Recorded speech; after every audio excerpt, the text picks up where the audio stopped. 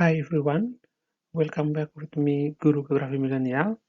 Di channel ini kita akan sama-sama mereview atau membahas geografi untuk kurikulum nasional atau K13, yaitu geografi di SMP, geografi di SMA, dan juga buat teman-teman yang sedang menempuh pendidikan di sekolah internasional, kita juga akan mereview dan membahas geografi Cambridge International Curriculum, di antaranya IGCSE Geography, AS Level Geography, dan Integrated Humanities. Dan juga buat rekan-rekan yang sedang kuliah atau mau mengambil kuliah jurusan geografi, kita juga akan mereview dan membahas mata kuliah geografi. Dan setiap video tutorial saya biasanya selalu ada assessment atau soal latihan di bagian akhir dari tutorial saya. Jadi teman-teman tolong dijawab dan posting jawaban kalian di kolom komentar. Nanti kita akan mereview dan membahas bersama-sama. Baik, topik kita kali ini yaitu tentang pendekatan geografi. Apa itu pendekatan geografi? Pendekatan geografi adalah cara kita untuk menganalisis dan memahami proses terjadinya suatu fenomena atau gejala yang terjadi di permukaan bumi. Fenomena-fenomena yang terjadi di permukaan bumi akibat dari interaksi manusia itu sendiri dengan lingkungan ataupun sesama makhluk hidup. Ada juga fenomena yang terjadi karena terjadi secara alamiah. Ada 3 pendekatan geografi, yaitu yang pertama adalah pendekatan ekologi, yang kedua adalah pendekatan keruangan, dan ketiga adalah pendekatan wilayah. Apa itu pendekatan ekologi dan pendekatan keruangan dan pendekatan wilayah? Mari kita akan membahas atau mereview satu persatu. Oke, yang pertama adalah pendekatan ekologi. Apa itu pendekatan ekologi? Pendekatan ekologi adalah bagaimana kita mempelajari interaksi antara makhluk hidup dan lingkungan di sekitarnya. Artinya bahwa ketika terjadi interaksi antara sesama makhluk hidup, maka akan memberikan dampak positif dan negatif kepada makhluk itu sendiri. Sehingga di sini perlu adanya kontrol dan juga pengawasan sehingga bisa terjaga atau bisa diatasi kalau memang terjadi ada dampak-dampak negatif yang akan merugikan manusia dan lingkungan itu sendiri. Contoh misalnya konservasi flora dan fauna. Apa tujuan daripada konservasi? Kita tahu bahwa akibat dari kurang kontrol dan kesalahan manusia, kadang-kadang terlalu banyak atau terlalu memanfaatkan secara lebih persediaan flora dan fauna yang ada di lingkungan sekitar. Contoh yang paling konkret adalah beberapa hewan atau flora atau fauna yang pernah kita miliki di Indonesia, tetapi sampai sekarang mungkin sudah punah atau hampir punah, yaitu harimau Jawa dan harimau Bali. Nah, sekarang kita tinggal memiliki harimau Sumatera. Jadi karena untuk menjaga agar tidak terjadi kepunahan atau langka, maka pemerintah mengambil kebijakan supaya kita harus mengkonservasi atau melestarikan flora fauna yang memang hampir punah atau memang semakin berkurang. Contoh seperti daerah-daerah konservasi di Indonesia, yaitu misalnya di Gunung Lesor Aceh, seperti konservasi untuk gajah, kemudian orang hutan, dan juga kerbau liar, kemudian Waikambas di Provinsi Lampung untuk konservasi gajah, kemudian Taman Nasional Ujung Kulon di Provinsi Banten, yaitu untuk badak berjual satu dan ular sanca, kemudian Taman Nasional Baluran Banyuwangi di Jawa Timur, yaitu konservasi untuk banteng, kemudian kerbau liar, lutung dan ayam hutan, kemudian Pulau Moyo di Pulau Sumbawa, Nusa Tenggara Barat, konservasi untuk burung kakatua, kemudian rusa, dan juga beberapa fauna lain. Kemudian di Flores, Nusa Tenggara Timur, Taman Nasional Komodo, untuk konservasi komodo, kemudian kerbau liar, dan kakatua, kemudian Taman Nasional Gunung Kelimutu di Kabupaten Ende, Pulau Flores, Nusa Tenggara Timur, dan juga di Barito konservasi untuk kerang berhidung mancung um, atau bekantan. Dan teman-teman masih banyak lagi daerah-daerah konservasi yang ada di Indonesia. Kemudian yang berikut adalah penghijauan atau reboisasi. Kita tahu bahwa penghijauan ini hampir mirip dengan reboisasi, tapi ada perbedaan. Kalau penghijauan berarti manusia menanam pohon atau menghijaukan kembali pada daerah-daerah yang kering atau tandus. Contoh seperti semakin ke timur Indonesia, daerah semakin kering. Kenapa? Akibat dari curah hujannya rendah sebagai dampak daripada angin muson barat maupun angin muson timur. Maka untuk menghijaukan tempat-tempat yang kering tersebut, maka kita perlu menanam pohon-pohon. Kemudian kalau reboisasi, di mana tindakan manusia untuk menanam pohon kembali pada daerah yang telah gundul atau telah dirusak oleh manusia. Misalnya untuk perkebunan untuk perkebunan atau pertanian ladang berpindah. Sehingga dengan adanya penghijauan dan reboisasi, maka kita akan menormalkan kembali atau mengembalikan potensi atau hutan atau pohon-pohon yang ada di tempat tersebut. Kemudian yang berikut, membuang sampah pada tempatnya. Kita tahu bahwa banjir juga sebagai dari pembuangan sampah sembarangan. Sehingga misalnya di kota-kota besar sering terjadi banjir, juga salah satu penyebab adalah ketidaksadaran penduduk atau warga yang membuang sampah sembarangan. Sehingga salah satu cara untuk mencegah supaya mengurangi banjir, maka perlu adanya kesadaran masyarakat agar membuang sampah pada tempatnya.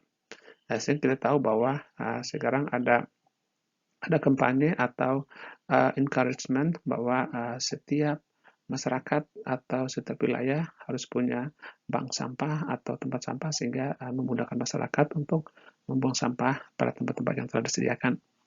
Kemudian yang berikut adalah tidak membangun rumah dan pertanian di daerah aliran sungai atau daerah hulu sungai.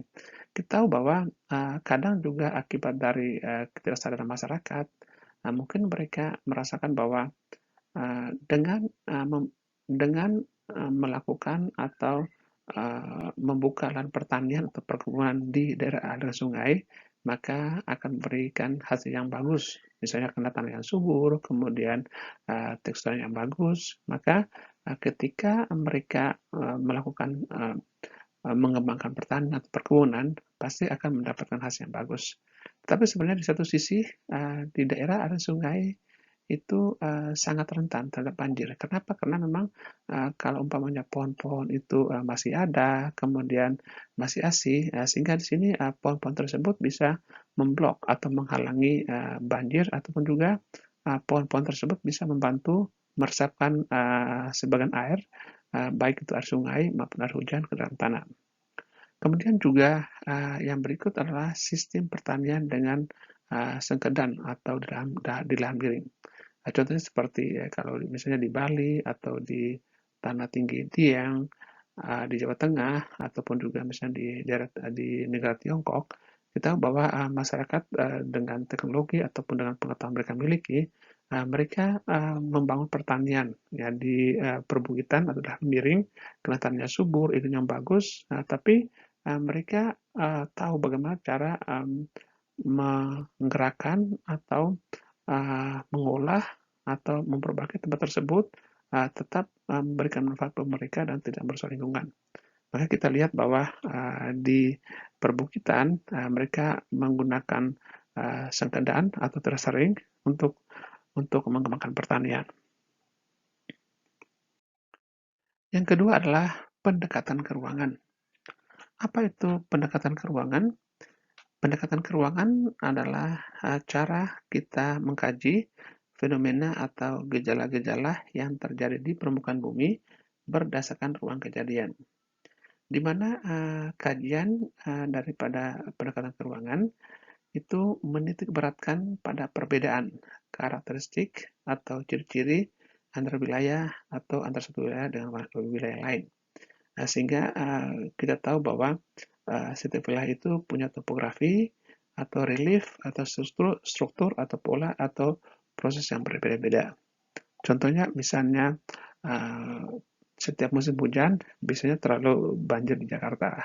Mungkin kalian pasti nonton TV atau mungkin baca berita online bahwa ada saja bahwa setiap musim hujan yaitu di media elektronik maupun media cetak baik online maupun offline selalu diberitakan bahwa Jakarta dilanda banjir. Nah, pertanyaannya adalah kenapa sih Jakarta selalu dilanda banjir? Nah, kenapa Bogor tidak? Kenapa Tangerang tidak? Nah, ini berarti ruang itu sendiri yang memang menjadikan atau menyebabkan Jakarta selalu banjir. Hal ini biasanya dianalisis dengan menggunakan 5W1H, yaitu what, kemudian where, kemudian when, kemudian why, kemudian who, dan juga how. Nah, seperti misalnya banjir atau kebakaran hutan Kalimantan atau di Riau. Nah, di sini kita perlu menganalisis sehingga kita bisa tahu masalah atau penyebab terjadinya musibah tersebut. Ada 3 pendekatan keuangan, yaitu yang pertama adalah pendekatan topik, yang kedua adalah pendekatan regional, dan yang ketiga adalah pendekatan aktivitas manusia. Pendekatan keuangan yang pertama adalah pendekatan topik. Pendekatan topik di mana kita mengkaji fenomena atau gejala yang terjadi di permukaan bumi yang berfokus pada topik tertentu dan topik tersebut menjadi pusat perhatian pada masyarakat atau warga di sekitarnya atau secara lokal, regional ataupun secara global. Contoh misalnya kita menganalisis banjir. Di sini kita harus menggunakan kajian IMW 1H. Misalnya banjir di Jakarta. Ya, apa penyebab terjadinya banjir di Jakarta? Kemudian di mana sajakah di Jakarta yang setiap musim hujan selalu mengalami banjir? Kemudian kapan biasanya Jakarta selalu dilanda banjir? Nah, kenapa sih Jakarta selalu mengalami banjir ketika musim hujan? Siapakah pelaku atau adakah korban jiwa ketika terjadi banjir di musim hujan dan bagaimana solusinya? Nah, ini yang perlu kita analisis dari segala macam aspek sehingga di sini kita bisa mencari tahu jalan keluar yang harus kita lakukan sehingga terjadi pengurangan atau mencegah ketika terjadinya banjir. Kemudian pendekatan keuangan yang kedua yaitu pendekatan aktivitas manusia. Pendekatan aktivitas manusia ini akibat dari intervensi manusia atau mungkin interaksi antara manusia dengan lingkungan di sekitarnya dan menjadi pusat perhatian atau menjadi penyebab sehingga terjadilah musibah atau masalah tersebut. Contoh misalnya supaya mencegah terjadinya banjir, maka yang pertama yang harus dilakukan oleh masyarakat adalah tidak boleh membuang sampah di sungai atau di sembarang tempat. Nah, kita tahu bahwa begitu padatnya masyarakat di suatu daerah, misalnya Jakarta misalnya. Ketika misalnya mayoritas atau sebagian besar masyarakat membuang sampah sembarangan. Nah, coba bayangkan kalau umpamanya pada saat musim hujan. Ketika hujan turun, kemudian air hujan akan menyapu atau membawa sampah-sampah tersebut dan memblok atau terhalang di tempat-tempat atau misalnya di sungai atau di drainase atau got-got. Sehingga karena air hujan atau air tidak punya ruang untuk mengalir, maka dia meluap dan terjadilah banjir. Ya, maka untuk itu perlu adanya kesadaran masyarakat supaya tidak boleh membuang sampah sembarangan, tapi harus membuang sampah pada tempatnya. Kemudian yang berikut adalah tidak boleh beralih fungsi lahan di hulu sungai dan di daerah aliran sungai. Kita tahu bahwa misalnya di hulu sungai, misalnya antara Jakarta dan Bogor. Jakarta adalah hilir dan Bogor adalah hulu. Kita tahu bahwa di hulu sungai atau di Bogor seharusnya hutan-hutan dibiarkan atau dilestarikan, tidak boleh dialihfungsikan untuk misalnya perkebunan teh atau mungkin permukiman penduduk atau untuk resort atau untuk villa atau untuk bangunan-bangunan yang lain. Kemudian juga misalnya di daerah aliran sungai, di pinggir-pinggir sungai. Sebenarnya juga pemerintah harus melarang atau kesadaran masyarakat untuk tidak boleh membangun rumah ataupun juga mengembangkan pertanian atau perkebunan di daerah-daerah tersebut. Karena apa? Karena memang kalau di hulu sungai ataupun daerah aliran sungai, ketika hutan-hutan kita bongkar atau kita rusak, kemudian kita alih fungsikan menjadi permukiman atau misalnya perkebunan ataupun pertanian, maka ketika hujan turun, air hujan tersebut dia langsung run off atau langsung mengalir ke sungai. Karena gradien atau kemiringan belerang di hulu sungai biasanya sangat steep atau sangat curam, maka tenaga atau arus daripada air hujan tersebut sangat kuat. Nah, ketika arus itu sangat kuat, maka dia akan membawa serta material-material yang ada di permukaan tanah itu dibawa ke sungai dan uh, langsung dibawa oleh banjir sampai dengan di daerah hilir, yaitu di Jakarta. Kenapa? Karena memang pohon-pohon yang berfungsi untuk memperlambat atau membantu menyerapkan air hujan ke dalam tanah dan memblok atau menghalangi sampah-sampah tersebut untuk dibawa oleh banjir sudah tidak ada lagi. Nah, sehingga di sini ketika semua air hujan atau hampir semua air hujan runoff dan tidak masuk dalam tanah, kemudian membawa material-material tersebut ke sungai dan sampai di daerah middle river atau daerah bagian tengah sungai dan lower level atau hilir sungai, maka tenaga atau arus air itu berkurang. Sehingga karena tenaga atau arus berkurang, maka sampah-sampah atau material tersebut mengendap atau sedimentasi di dasar sungai. Ketika banyak sampah atau material mengendap di dasar sungai, maka sungai menjadi dangkal dan sempit, maka ketika banjir dan banjir meluap dan terjadi banjir. Dan yang berikut adalah sistem drainase yang bagus atau got-got yang bagus.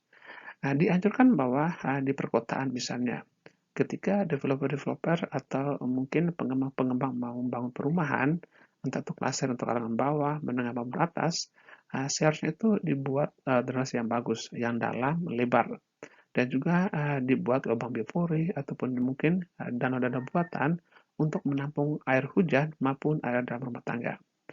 Dengan adanya sistem yang bagus seperti ini, maka bisa mencegah terjadinya banjir. Dan kita lihat bahwa kayak seperti di daerah uh, Serpong, kemudian Gading Serpong, BSD, Alam Sutra, ataupun daerah pemukiman-pemukiman bagus yang kalau menengah ke atas, itu biasanya developer sudah mulai sadar dan mereka membangun perumahan dilengkapi dengan sistem drainase yang bagus dan juga ada dana-dana buatan. Nah, sehingga wilayah-wilayah tersebut sangat hampir tidak pernah mengalami banjir walaupun musim hujan lebat sekalipun. Kemudian pendekatan kronologi yang berikut adalah pendekatan regional. Pendekatan regional adalah fenomena geosfer yang terjadi pada wilayah tertentu dan di sini memiliki ciri khusus. Nah, kita tahu bahwa karena adanya perbedaan topografi, kemudian relief, maka di setiap tempat atau wilayah itu mempunyai ciri-ciri tersendiri dan itu tidak sama antara satu sama lain. Contoh misalnya antara Jakarta dengan Bogor misalnya atau Jakarta dengan Tangerang atau Jakarta dengan Bekasi. Kita tahu bahwa setiap musim hujan, misalnya kita mendengar atau menonton siaran berita televisi ataupun mungkin baca di media cetak online maupun offline, biasanya Bekasi ataupun Jakarta selalu dilanda banjir. Sedangkan untuk Tangerang ataupun juga Bogor misalnya itu ya banjir tapi tidak separah atau tidak seburuk yang terjadi di beberapa wilayah di Jakarta maupun Bekasi. Karena apa? Karena memang kita bahwa Jakarta ada di hilir sungai dan dekat laut dan letaknya dataran rendah. Nah, jadi akibat dari perbedaan topografi antara Bogor dan Jakarta ataupun Tangerang dengan Jakarta ataupun Depok dengan Jakarta ataupun Bekasi dengan Jakarta, wajar dan sangat masuk akal kalau memang karena letaknya dataran rendah, maka Jakarta selalu mengalami banjir. Kemudian juga akibat dari kurang sadarnya masyarakat. Mungkin pada wilayah tertentu, misalnya mungkin, masyarakat Tangerang ataupun juga masyarakat tempat lain, mereka sadar, bahwa, kita tidak boleh membuang sampah sembarangan dan kita harus, atau me-reuse, penggunaan sampah. Tapi di tempat-tempat lain, masyarakat mungkin karena, kurang sadar atau mungkin wawasannya berkurang, sehingga mereka ngasal aja buang sampah sembarangan. Ini, salah satu penyebab, terjadinya banjir. Kemudian, ketika terjadi, misalnya sampah-sampah dibuang sembarangan, maka, sampah-sampah tersebut ketika musim hujan, maka air hujan membawa sampah-sampah tersebut dan mengendap ke dasar sungai. Sehingga apa, sehingga ketika, banjir semakin, besar dan curah semakin tinggi, maka, karena sungai tadi sudah dangkal atau kena ada sedimentasi daripada sampah-sampah tersebut, maka, ruang yang seharusnya yang luas buat air untuk mengalir sampai ke laut, ternyata menjadi sempit dan dangkal dan terpaksa harus air meluap. Sehingga terjadilah banjir di, daerah-daerah sekitarnya, khususnya daerah-daerah yang dekat sungai. Kemudian juga akibat dari sistem drainase.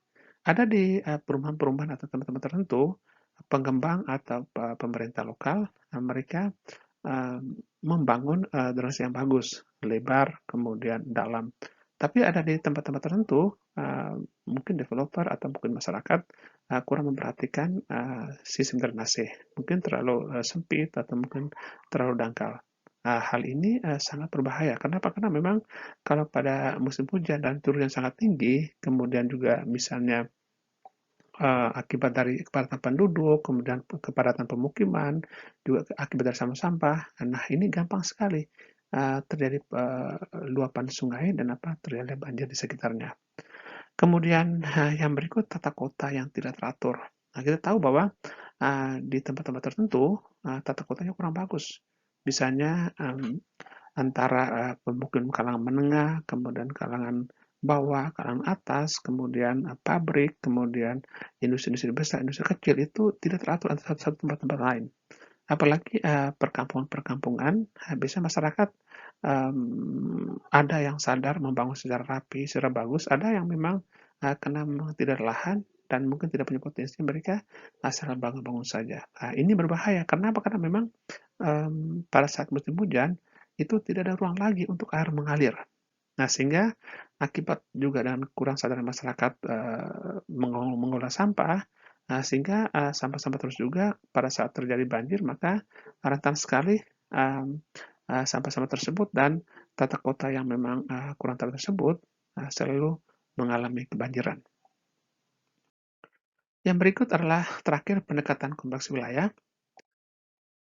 Pendekatan kompleks wilayah adalah cara kita mengkaji suatu permasalahan atau fenomena yang terjadi di permukaan bumi, mengkombinasikan atau menggabungkan antara pendekatan lingkungan atau ekologi dan pendekatan keuangan.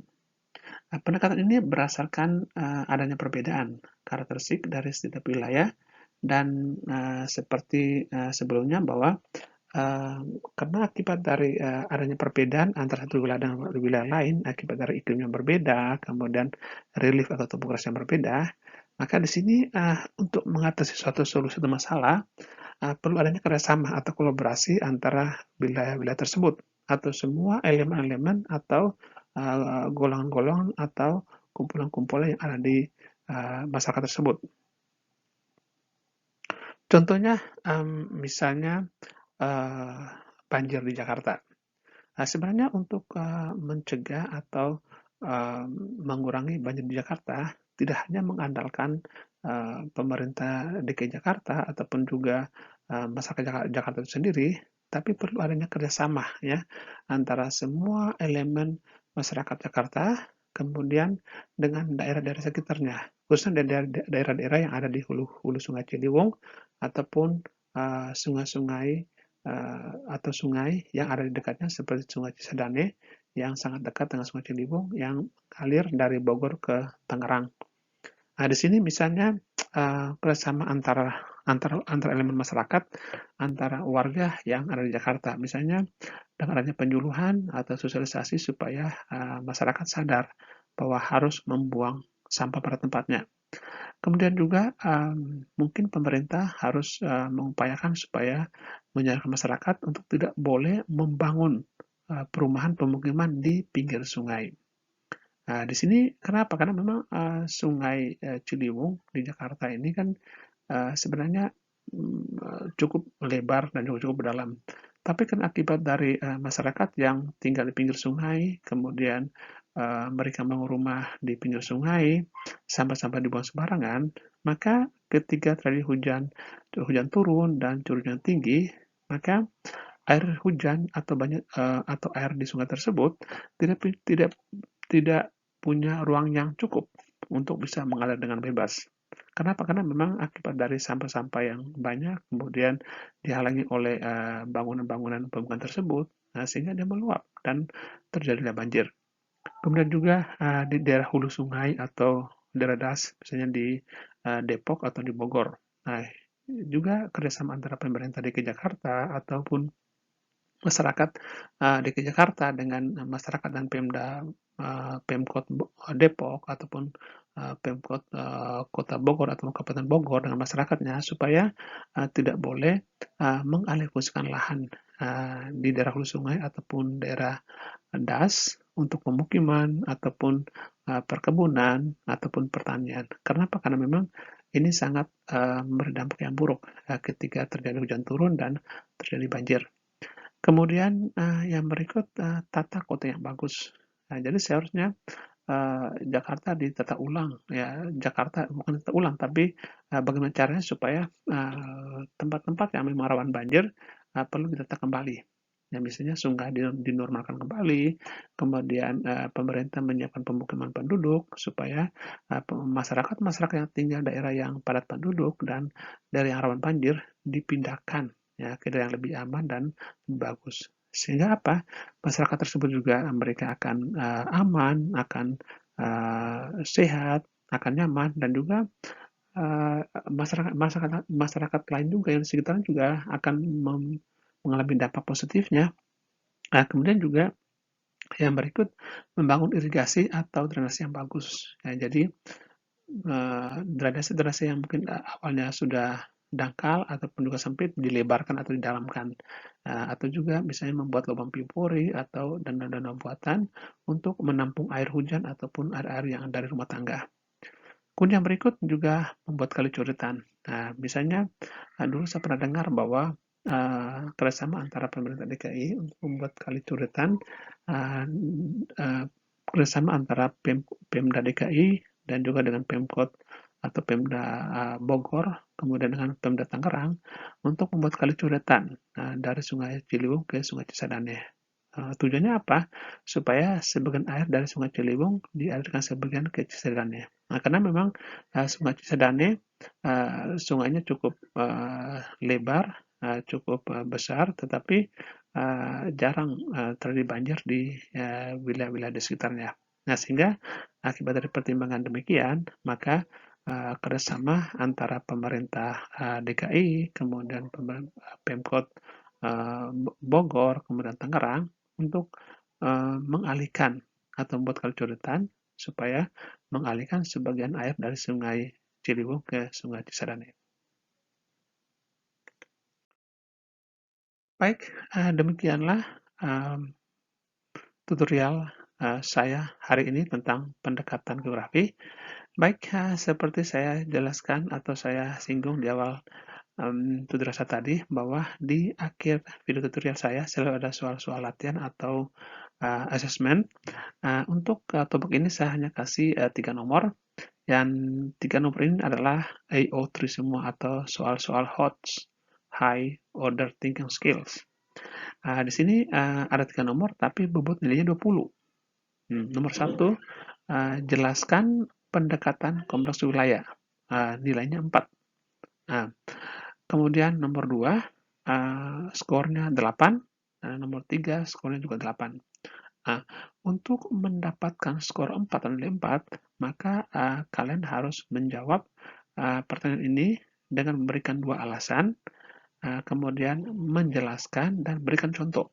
Nah, sehingga kalian masing-masing alasan itu 2 nilai. Sehingga dua alasan ditambah penjelasan dan contoh, maka komplit nilai kalian dan kalian mendapat nilai 4. Kemudian nomor 2, soalnya adalah sebut dan jelaskan fenomena geosfer seperti banjir selalu melanda beberapa wilayah di Jakarta, seperti Kelapa Gading, Kampung Melayu, dan lain-lain setiap musim hujan. Nah, untuk soal ini, itu adalah AO3, dan di sini skornya 8. Nah, untuk mendapatkan skor 8, maka kalian harus menyebutkan 4, ya, menyebutkan 4 fenomena atau 4 penyebab, kemudian masing-masing 4 itu kalian harus menjelaskan dan berikan contoh. Nah, sehingga totalnya 8.